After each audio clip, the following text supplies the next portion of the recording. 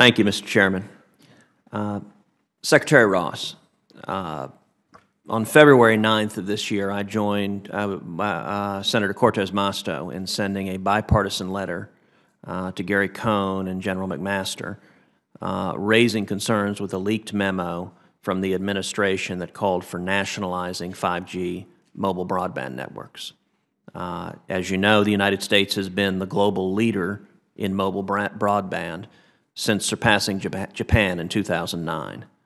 But we can't take our global first-place position for granted, given that China and Japan and South Korea and the European Union are all challenging the United States to be first in deploying 5G, given that it has the potential to boost annual GDP by $500 billion and create up to 3 million new jobs.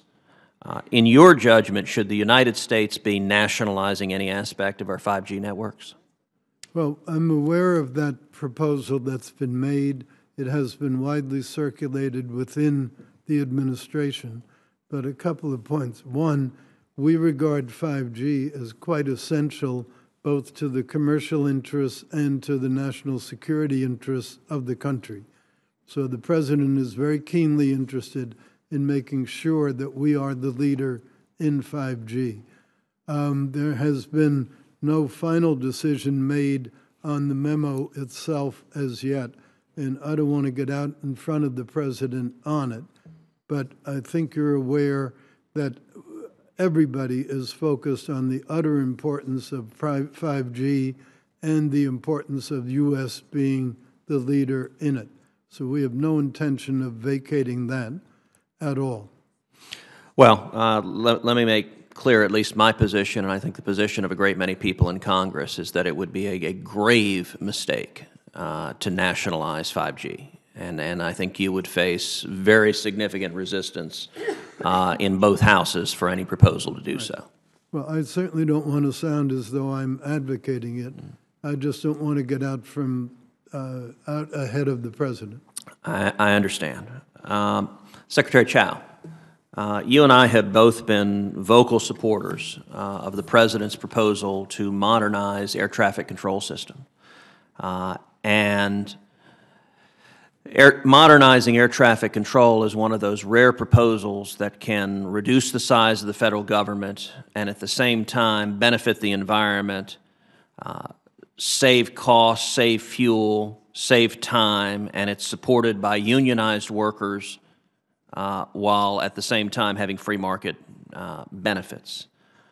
There have been some concerns raised from the world of general aviation about the proposal, but I remain convinced that a win-win solution is possible that will enable the cost savings, enable the time savings, enable the safety improvements, enable the environmental benefits, while at the same time fully protecting general aviation, which is an important part of our transportation nationally.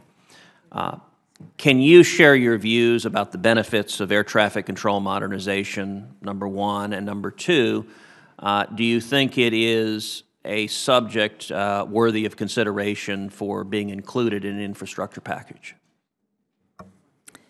The air traffic control, restructuring air traffic control was proposed to address the congestion problems in our skies, the future congestion in our skies, the slow rate at which FAA is able to gain new equipment necessary for the next generation of technology.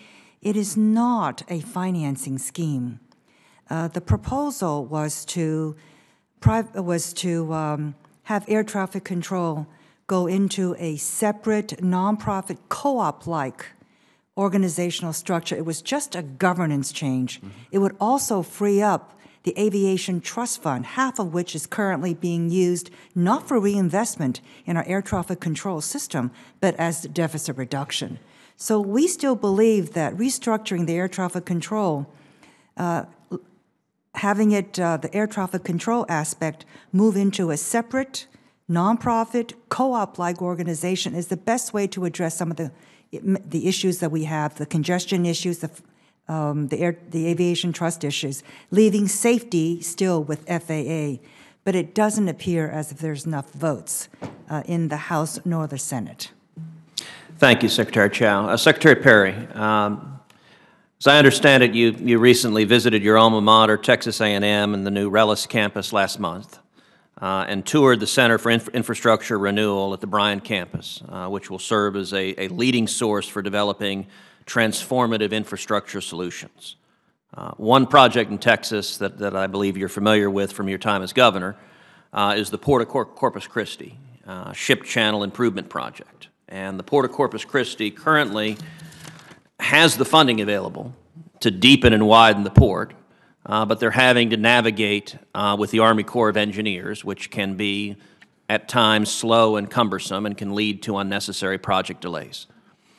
One solution is to modify the Army Corps of Engineers regulations to grant more authority for ports to execute Army Corps of Engineers projects. Do you think modifying the regulations to give and U.S. procurement rules can save money and can expedite deepening our ports, which will enable more energy exports? Yes, sir. Senator, they would make an interesting documentary about how government can slow down economic progress with just a 15-year look at that at the Port of Corpus Christi. I'm not here today to testify about the Corps of Engineers. I'll leave that to you to find some of the solutions for it, but you've really touched a very important issue. We talked about a little bit earlier here, your home state, which has, I think, 5 major ports from Beaumont to Galveston to Houston to Corpus Christi to Brownsville. 61% of the crude goes out of, I think, the Port of Corpus Christi.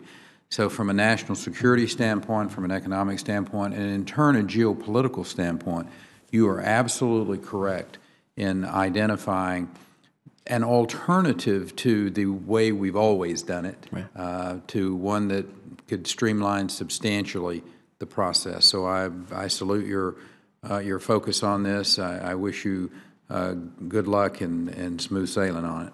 Terrific. Thank you.